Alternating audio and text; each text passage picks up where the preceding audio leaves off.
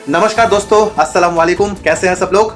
आज हम लोग बात करेंगे ऐसा एक ट्रेंडिंग टॉपिक के ऊपर जिसके बारे में नॉर्मली आदमी लोगों को जानकारी होता भी नहीं है। जैसे कि मैं आप लोगों को बोला कि ये जो ट्रेंडिंग है, ये न्यूज़ बहुत ही ट्रेंडिंग में है, तो मे भी अभी आप लोग सुन रहे होंगे इसके बारे में। तो आज हम लोग बात करेंगे वक्त के बारे में।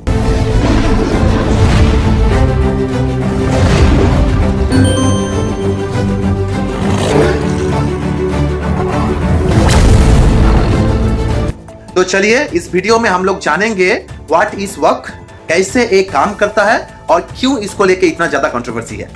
ये वक्त एक अरबी शब्द है। वक्त का इतिहास मान्यवर कुछ हदीसों से जुड़ा हुआ मिलता है।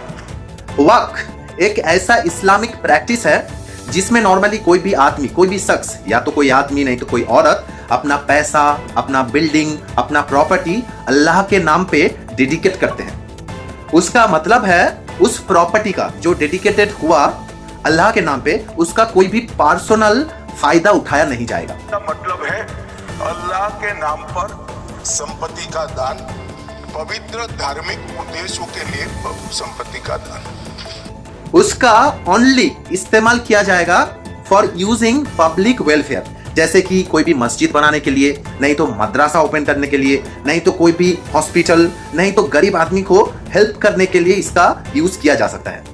वक्त का एक्चुअल मतलब है कुछ नेक काम करना जो कि मरने के बाद भी चलते रहता है।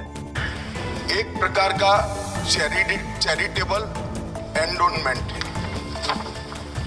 और चाहे एक व्यक्ति संपत्ति, भूमि या मूल्यवान संपत्ति धार्मिक या सामाजिक भलाई के लिए दान करता है, बिना उसको वापस लेने के उद्देश्य वह वक्त की रचना करती। आपको और भी अच्छे से समझाने के लिए मैं एक एग्जांपल देता हूं कि कोई अगर आदमी, कोई अगर शख्स अपना प्रॉपर्टी को वक्त करता है तो उसका जो अच्छा काम करने का रिवार्ड होता है वो कयामत तक लिखा जा सकता है।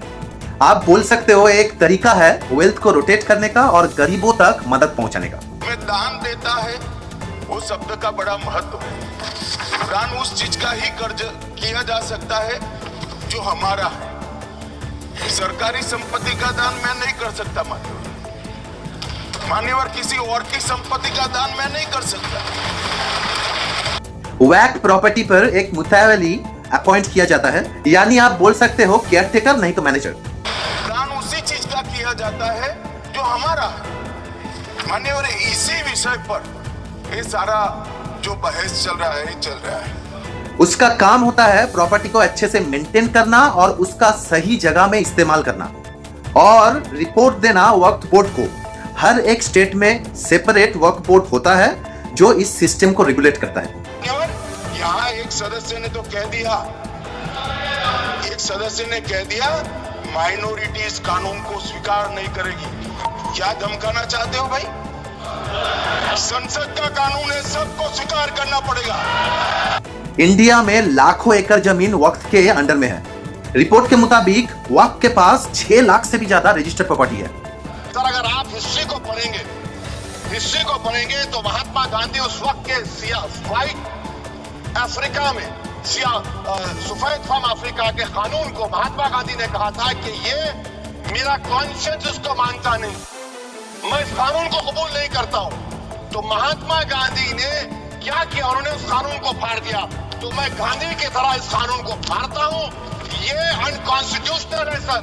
इस देश में झगड़े पैदा करने का काम बीजेपी करना चाहती है मस्जिद और मंदिर के नाम पर। इसीलिए मैं इसका कंडेम करता हूं और मैं आपसे गुजारिश करता हूं कि मैंने अपने 10 अमेंडमेंट दी है, आप इसको कबूल करिए सर। मुझे बोलने का मौका दीजिए और उस पर डिवीजन का मैं डिमांड भी करूंगा। लेकिन उसमें से कुछ ही एक्टिवली यूज हो रहा है। ज्यादातर प्रॉपर्टी लेके डिस्प्यूट है, नहीं तो उसका कुछ क्लियर रजिस्ट्रेशन, नहीं तो कुछ क्लियरिफिकेशन नहीं है। अगर एक बात में बोलेंगे, वक्त सिस्टम के अंदर ट्रांसपेरेंसी का कमियां है। सर, वक़्फ़ औलाद के बारे में कई लोगों ने जिक्र किया। हमारा ओवैसी साहब बहुत विद्वान है, उन्होंने कई मुद्दे उठाए हैं। उन्होंने एक आरोप भी लगाया कि मुसलमानों में वक़्फ़ औलाद का आप प्रावधान कर रहे हैं, हिंदुओं में क्यों नहीं कर रहे हैं? मैं उसको बताना चाहता हूं कि हिंदुओं में तो प्रावधान पहले से है, अलग से कानून बनाने का क्या आवश्यकता है? ऐसा बहुत सारा रिपोर्ट है जहां पे लोग मुतावली बन के करप्शन करते हैं। असंवैधानिक काम तो उन्होंने किया है जो बिल फाड़ने का काम किया है। कभी कभी वक्त लैंड पर इलीगल कंस्ट्रक्शन होता है, और तो और जहां पे ये नीड्स पहुंचना चाहिए, जो नीडी पीपल को इसका जरूरत है, वहां पे ये चीज पहुंचता ही नहीं है। अभी के जमाने में जब गरीबी, एजुकेशन और हाउसिंग का प्रॉब्लम है, तो वक्त जैसे सिस्टम का सही इस्तेमाल बहुत जरूरी है। अगर वक्त प्रॉपर्टी का प्रॉपर ऑडिट होगा, मॉडर्न टेक्नोलॉजी का यूज होगा और पब्लिक मॉनिटरिंग होगा, तो ये समाज के लिए एक बहुत बड़ा एसेट बन सकता है। खुद कॉन्स्टिट्यूशन की बात करते हैं, संविधान की बात करते हैं और बिल फाड़ते हैं। उस संविधान जिसकी कसम खाते हैं आप, उसका अपमान करते हैं। शर्म नहीं आ रही आप लोगों? वक्त एक इबादत होता है, ये जस्ट ओनली एक प्रॉपर्टी नहीं है, ये एक इमानत होता है जो कि समाज को और भी बेहतर करने के लिए यूज होता है। लास्ट में मैं आप लोगों को बोलना चाहता हूं कि जो टॉपिक के ऊपर हम लोग आज चर्चा किए हैं, वक्त, ये एक कंट्रोवर्सी के हिसाब से ही मत देखिए, क्योंकि इसका सही जगह में इस्तेमाल होगा तो ऑब्वियसली समाज का उद्धार होगा, समाज का सुधार होगा। जो नीडी पीपल को इसको जरूरत है, वहां पे वो चीज जाना चाहिए सही तरीके से। तो यही बोल के मैं आज आप लोगों के सामने ये सब्जेक्ट को क्लोज करता हूं।